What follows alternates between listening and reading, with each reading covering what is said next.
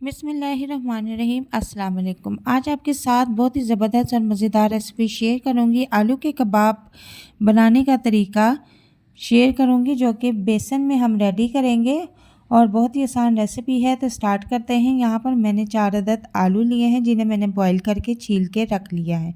अब हम इन्हें कद्दूकश कर लेंगे।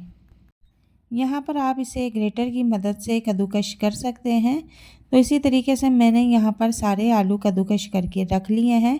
और अब इसमें एक अदद छोटे साइज़ की मैंने गाजर ली थी, उससे भी कद्दूकश कर लिया था और इसको भी इसमें ऐड कर देंगे। इसके बाद में इसमें थोड़ी सी शिमला मिर्च बिल्कुल छोटे साइज़ की कटिंग करके रखी हुई थी, उसको भी इसमें ऐड कर दूंगी। एक अदद छोटे साइज़ का प्याज कटिंग करके रखा हुआ था, उसे भी इसमें ऐड कर दूंगी। और इसके बाद 3 से 4 अदद हरी मिर्चें बारीक कट चॉप करके इसमें ऐड कर देंगे। और कुछ मसाले इसमें ऐड करेंगे, जिसमें मैंने एक चम्मच का यूज़ किया है। नमक टेस्ट के मुताबिक लेना है। और यहाँ पर थोड़ा सा इसमें हरा धनिया भी ऐड कर देंगे। और अब इसको अच्छे से मिक्स कर लेंगे। तो यहाँ पर आप देख सकते हैं कि ये अच्छी तरह से मिक्स हो चुका है। अब हम इसके नॉर्मल साइज़ के कबाब बना लेंगे। जिस तरह के आप कबाब की शेप चाहती हैं, उस शेप में आप इसे बना के रख सकते हैं। तो मैं राउंड शेप में इसे रेडी करूँगी। बहुत ही आसानी के साथ कबाब बन के रेडी हो रहे हैं। कोई भी हाथों को पानी लगाने की या तेल लगाने की ज़रूरत नहीं है।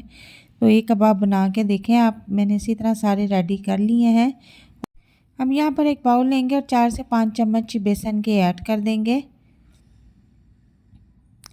और इस बेसन में अब मैं आधी चम्मच सुरख मिर्च और नमक टेस्ट के मुताबिक इसमें ऐड कर दूंगी। और अब पानी से इसको अच्छी तरह से हम मिक्स कर लेंगे। बिल्कुल नॉर्मल साइज़ का हमने पेस्ट बनाना है, ज़्यादा पतला नहीं करना। और अब पेस्ट बनाने के बाद इसमें थोड़ा सा हरा धनिया ऐड कर दूंगी। ये बाद में बहुत अच्छा लगता है। अच्छी तरह से इसको फिर मिक्स कर लेंगे। और मिक्स करने के बाद इसको अब हम रख देंगे। मैं बताती हूँ कि अब इसका हमने क्या करना है।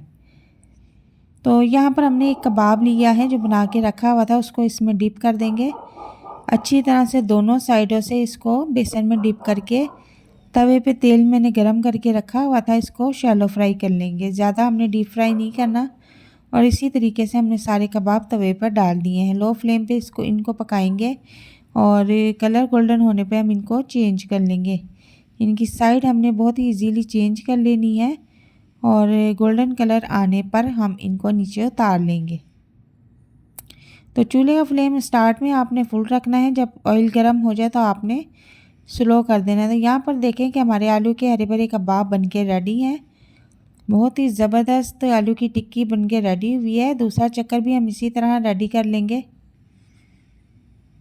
और इनके भी साइड अब हम चेंज कर देंगे। और गोल्डन कलर होने पर इनको भी हम प्लेट में निकाल लेंगे।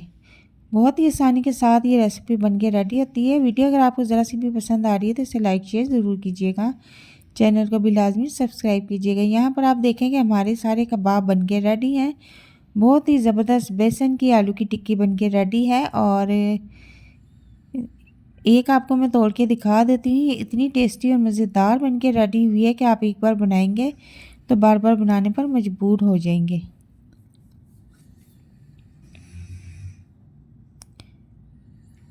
उम्मीद करती हूँ कि आज की रेसिपी आपको बहुत पसंद आई होगी।